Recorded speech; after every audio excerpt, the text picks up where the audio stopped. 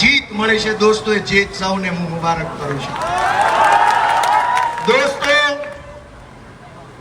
ચૂંટણીઓ તો અગાઉ ઘણી આવી, અનેક ચૂંટણીઓ આવી, અનેક લોકો ધારાસભ્ય બન્યા, અનેક લોકો સંસદ સભ્ય બન્યા, પણ આપણે એવું જોયું છે કે કોઈ વ્યક્તિ ચૂંટણી જીતે એટલે એ જીતેલો ઉમેદવાર, એની પાર્ટીના 50-100 કાર્યકર્તા અને એની પાર્ટીના 5 નેતા, આટલા લોકો જ ઉજવણી કરતા હોય, આમ જનતા ક્યારેય ન હોય.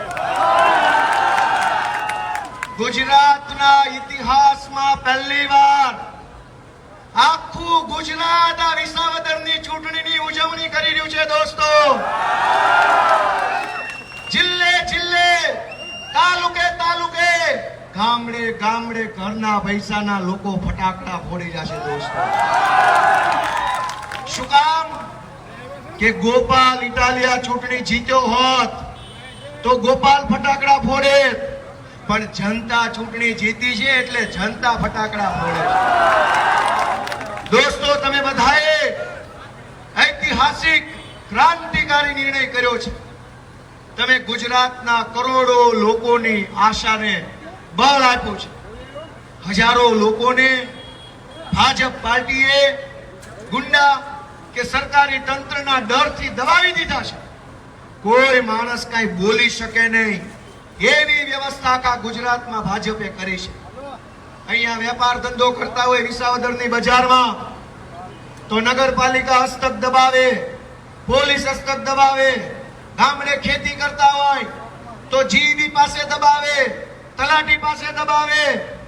જે માણસ સરકારી તંત્રથી ન દબાય એને ત્યાં ભાજપ વાળા ગુંડા મોકલે, માથાભારે માણસો મોકલે, અને આખા ગુજરાતને ગુંડાઓએ અને સરકારી તંત્રએ બાનમાં લીધું છે. બાનમાં લોકોને ગુલામ બનાવવાની કોશિશ થઈ રહી છે, પણ એ ગુલામીની હાકળો તોડવાનો પહેલો ઘણનો ઘા વિસાવદર વાળાએ માર્યો. દોસ્તો, તમારા આશીર્વાદથી હજુ તો ખડકી ખુલી છે વિધાનસભાની, આખો ડેલો ખોલવાનો છે. દોસ્તો, આ વિસાવદર માત્ર ધારાસભ્ય નો બનાવે, આ તો મુખ્યમંત્રી બનાવવા વાળી ધરતી છે.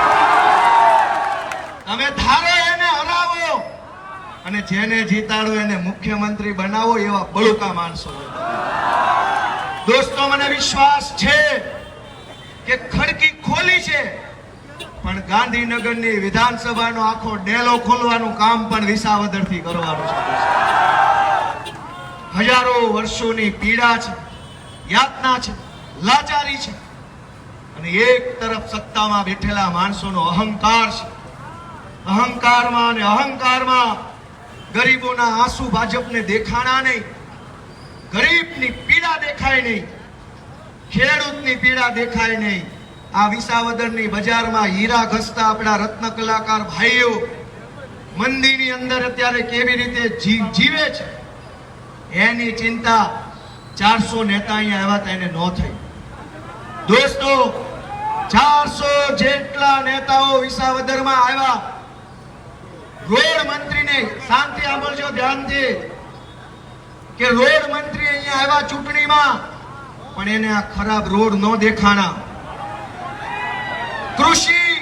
કૃષિ મંત્રી વિસાવદર આવ્યા, પણ એને ખાતર નથી મળતું ને ટેકાના ભાવ નથી મળતા, એ ન દેખાણું.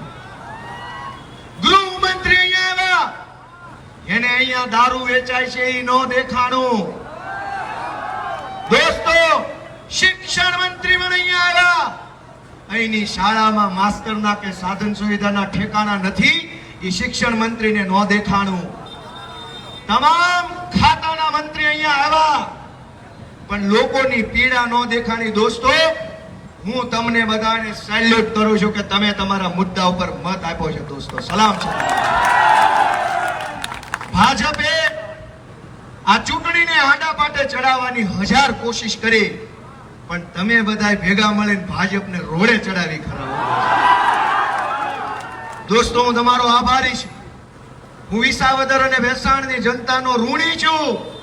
હું જીવીશ ત્યાં સુધી તમારું આ ઋણ નહીં ભૂલું. દોસ્તો, મેં મારી જિંદગીમાં 10 વર્ષ રાજનીતિની અંદર સંઘર્ષ કર્યો દોસ્તો. તાટ તડકો, પોલીસે અમને માર્યા, ખોટી એફઆઈઆરો થઈ, જેલમાં ગયા, ગુંડાઓએ અમારી પર હુમલા કર્યા, મેણા ટોણા માર્યા, મીડિયાએ અમારું ખરાબ બતાવ્યું. બધી જ વસ્તુને દિલની અંદર ધરવીને અમારી વેદનાનું એક આંસુડું પાડ્યા વગર જનતાની વેદનાના આંસુ લૂછવાનું કામ 10 વર્ષ કર્યું. અમે અમારી પીડાને મોટી નથી માની, સમાજની જનતાની પીડા ઉપર કામ કર્યું. ત્યારે હજારો માયુના, હજારો દીકરીઓના, હજારો માવતરના આશીર્વાદ આજ મને મળ્યા છે. એ બદલ હું સૌનો આભારી છું દોસ્તો. સાથીઓ, આ વિસાવદર વિધાનસભાની ચૂંટણી આખા ગુજરાતમાં ગુંજી ગાજી અને ધમધમાવી નાખ્યું. તમે આખું ગુજરાત દોસ્તો, તમને બધાને સલામ છે. મિત્રો, મેં કાંઈ આ ચૂંટણી દરમિયાન જે કાંઈ પણ બાબતો ઉપર મેં આમ જનતાને સંકલ્પ રજૂ કર્યો છે, એ ચાહે ઇકોઝોનની લડાઈ હોય કે નવી જમીન માપણીની લડાઈ હોય કે ટેકાના ભાવના ખરીદી કેન્દ્રમાં થયેલો હોય ભ્રષ્ટાચાર, કે સહકારી મંડળીની અંદર થયેલો ભ્રષ્ટાચાર, કે સૌની યોજનાનું પાણી, કે આ વિસ્તારની સરકારી કચેરીઓમાં નાના માણસે જે ધક્કા ખાવા પડે છે, એ ધક્કા તમારે હવે નથી ખાવાના. ગોપાલ ઇટાલિયા છે દોસ્તો. તમે બહુ ધક્કા ખાધા, બહુ લાઈનમાં ઉભા રહ્યા. હવે જવાબદારી મારી છે. તમે એક વકીલને મત આપો છો, હવે વકીલ જાણે ને મામલતદાર જાણે. તમે છૂટા. હવે જોઉં છું ભાઈ દોસ્તો. છેલ્લી 2 વાત કે આ ચૂંટણીમાં અમે જ્યારે ગામડે ફરતા હતા ત્યારે અનેક લોકોએ, અનેક ગરીબોએ, નાના માણસોએ એટલા બધા આશીર્વાદ આપ્યા, એટલા બધા પ્રેમ આપ્યો, એટલી બધી લાગણીઓ આપી. નાની દીકરીઓએ એના કુમળા નાજુક હાથે અમારા કપાળ ઉપર એક વિજય તિલક કર્યું. અને દીકરીના કુમળા હાથથી થયેલા ચાંદલામાં જે તાકાત હતી ને, તાકાત આજે દેખાણી. અનેક મોટી ઉંમરની અમારી માયુએ દુખણા લીધા અને આમ વાત કરીને કીધું બધાય દુઃખ ભાંગી જાય ને એવી રીતે દુખણા લીધા. દોસ્તો, એ આશીર્વાદ ફળ્યા. હું અનેક વડીલોને ચરણ સ્પર્શ કર્યો, ઝૂકીને નમ્યો અને કીધું કે હે અમારા માવતર, અમને કાયમ આમ નમીન હાલતા રહેવીને એવું બળ આપજો. અમારે ક્યાંય છાતી કાઢીને જનતા સામે નથી હાલવું. પણ મિત્રો, મારી જેવા હાવ નાની ઉંમરના 35 વર્ષના જુવાનિયા પર તમે જે ભરોસો મૂક્યો છે, એ ભરોસો જીવીશ ત્યાં સુધી તૂટશે નહીં, એની ખાતરી છે દોસ્તો. હવે ગોપાલ ઇટાલિયા નહીં, સરકાર તૂટશે. સરકારમાં બેઠેલાનો ઘમંડ તૂટશે. અને દોસ્તો, જેણે આ ચૂંટણીમાં પાપ કર્યું, યાદ રાખજો. હાવ છેલ્લી વાત કે આ ચૂંટણી ગોપાલ ઇટાલિયા નહોતો લડતો, એ તો નિમિત્ત હતો. નિમિત્ત. આ ચૂંટણી ગામડે રહેલો નાનો માણસ, ખેડૂત, ખેત મજૂર, રત્ન કલાકાર, આમ જનતા ચૂંટણી લડી રહી હતી.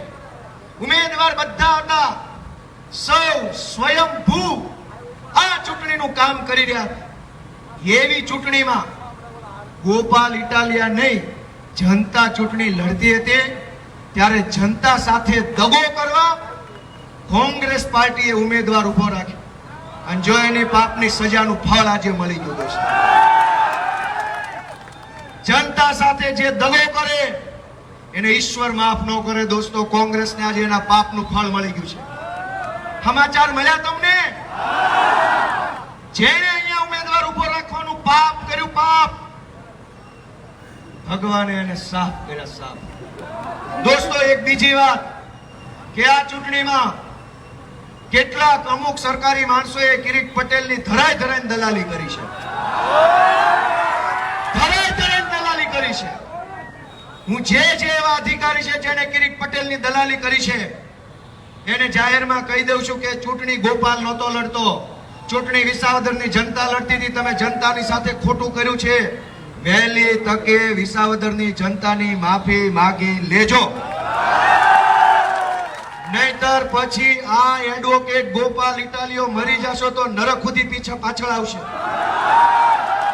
જેણે જેણે કિરીટ પટેલની દલાલી કરવામાં આંધળા થઈને કામ કર્યું એ સમજી જાય તો સુખી થાય. કેમ કે આ ચૂંટણી ગોપાલ ઇટાલિયા નહોતો લડતો. ગોપાલ લડતો હોત તો ન જીતવા દે. તમે લડતા હતા, તમારું ભાજપ હું કરી લે, તમે બધા લડતા. દોસ્તો, હું આપ સૌનો ઋણી છું. આ પંથકમાં કેશુ બાપા પટેલ જેવા આગેવાનો, કુરજી બાપા ભેસાણીયા જેવા આગેવાનો, રત્ના બાપા જેવા આગેવાનો, પોપટ બાપા રામાણી જેવા આગેવાનો, આ પંથકના જે કાંઈ આપણા આગેવાનો છે એમણે બનાવેલા ચીલા ઉપર ચાલવા માટે તમે મને પસંદ કર્યો છે. એ રસ્તા ઉપર હાલવામાં ઊણો નહીં ઉતરું દોસ્તો. તમે મને કેશુ બાપાનો વારસો હોંપો, તમે મને રત્ના બાપાનો વારસો હોંપો, તમે મને પોપટ બાપાનો, બેગજી બાપાનો, તમે એના અડીખમ આગેવાનોનો વારસો ગોપાલ ઇટાલિયાને હોંપો છે. ગોપાલ ઇટાલિયા તમારી અપેક્ષામાં પૂરેપૂરો ગળા સુધી પાર ઉતરશે એવી ખાતરી આપું છું. હું આપ સૌનો ખૂબ ખૂબ આભાર વ્યક્ત કરું છું. ભારત માતા કે જય.